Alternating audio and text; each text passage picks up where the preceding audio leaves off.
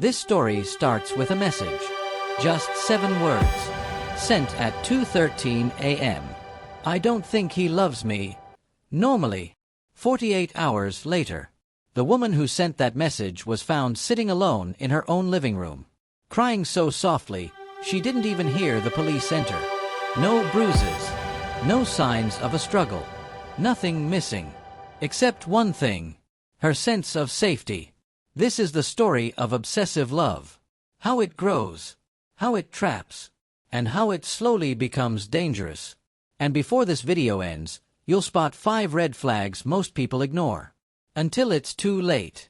Her name was Maria, a 27-year-old interior decorator living in Port Harcourt. Quiet. Warm. One of those people who smiles even at strangers. His name was Simeon, a 32-year-old IT specialist. Soft voice. Sharp brain. Always neat. Always polite. When they met at a cousin's wedding, Simeon didn't just like her, he locked onto her. Not love. Not interest. Obsession. At first, it looked like the dream every woman is told to pray for. He remembered everything she said. He called every morning. Checked on her every night. He bought her lunch without asking what she liked. Because he already studied her favorites. Her friends said, "Ah, Maria, you're lucky. Oh, men like this don't exist again." But Maria told one friend something else. Something small. Something subtle. Something easy to ignore. He stares too deep, like he's memorizing me. Obsessive love starts beautifully. It mimics devotion. It looks like passion. It feels like protection. But it has one sentence at its core. You belong to me. Within 3 weeks, Simeon had a copy of Maria's daily schedule. He knew what time she left the house, what time she ate, when she took breaks at work, and even when she prayed. At first, she felt cared for, sincerely, until the checking in became tracking. The "How are you?" turned into "Send me a picture." The "Are you home?" became "Turn on your camera." Then came the small rules. Small, but sharp. Don't talk to your male colleague after 6 p.m. Tell me when you want to sleep. Don't wear makeup when you're not with me. Don't say, "I'm busy." Nobody is too busy for someone they love. Maria laughed them off. After all, weren't these signs of a man who cared? But her anxiety began to grow. Slowly, like a crack in glass. Obsessive love doesn't explode at first. It tightens, inch by inch. One Friday night, around 10 p.m., Maria came home exhausted. She showered, ate bread and tea, and fell asleep on the couch. When she woke up, her phone had 38 missed calls. All from Simeon. She hadn't even heard the phone ring. She rubbed her eyes, called him back. When he answered, his voice wasn't angry. It wasn't sad. It wasn't scared. It was empty.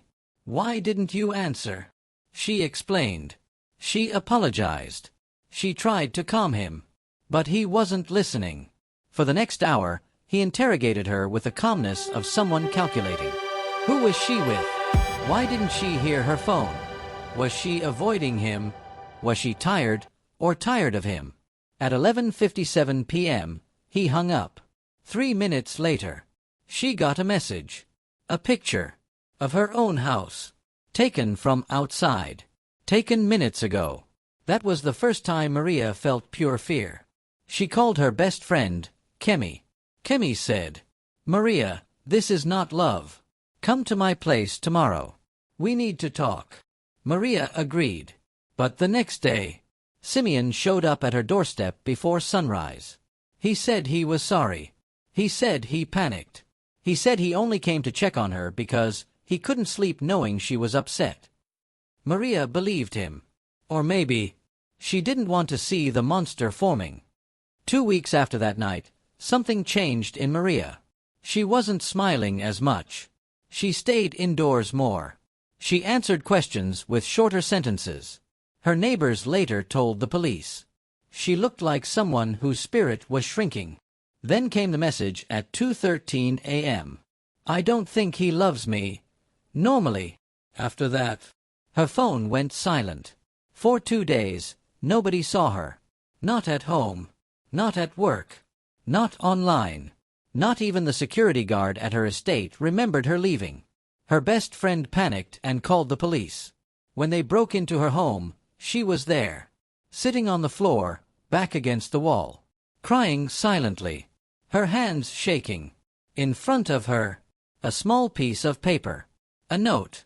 From Simeon. It said, "If you leave me, I'll lose myself." Maria didn't disappear physically. She disappeared emotionally, mentally, psychologically. That is the most dangerous kind of disappearance.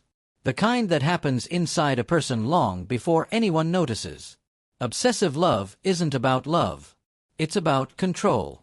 And psychologists say it follows 5 predictable stages. Number 1. Idealization. You're perfect. I've never felt this way before. Number 2. Possession. Where are you? Who are you with? Why didn't you pick up? Number 3. Isolation. Your friends don't understand you the way I do. Translation: cut them off. Number 4. Dependency. I can't live without you. Literally. Number 5. Threatened ego. If you leave, something terrible will happen. This is the stage where obsession becomes dangerous. Because the person isn't fighting for love. They're fighting for identity. If they lose the relationship, they lose their sense of power, and sometimes, their sense of reality. This is why victims feel trapped. Not by violence, but by emotional captivity. When Maria finally spoke to the police, here's what she said. "I didn't disappear because he hit me. I didn't disappear because he shouted. I disappeared because I was becoming someone else. And I didn't like who I was turning into." She wasn't afraid he'd hurt her physically. She was afraid he'd erase her completely. The most dangerous thing about obsessive love is this. It rewrites who you are. Quietly, slowly, softly, until you're not yourself anymore. Here is the 5 red flags Maria missed. And the ones most people miss too. Number 1. When caring becomes monitoring. Are you safe? Healthy? Send me proof. Dangerous. Number 2. When they want access, not connection. Calls become surveillance. Texts become interrogation. Number 3. When your world becomes smaller, and theirs becomes bigger. You shrink so they can expand. Number 4. When they say, "I can't live without you." This is not romance. It is emotional blackmail. Number 5. When your anxiety grows faster than the relationship. Your body knows before your mind does. And the final lesson. Love that demands ownership always becomes dangerous. Love that demands control always becomes destructive. Love that consumes you will eventually erase you. If you learned something today, if this story opened your eyes, or if you've ever seen these signs before, drop a comment. I see the red flags now. Your comment might help someone notice theirs. And if you're ready for another story, another mystery, another psychological dive, the next episode is already waiting for you on Heart Streamy. Stay safe, stay aware, stay free. This is Heart Streamy, where love, truth, and mystery meet.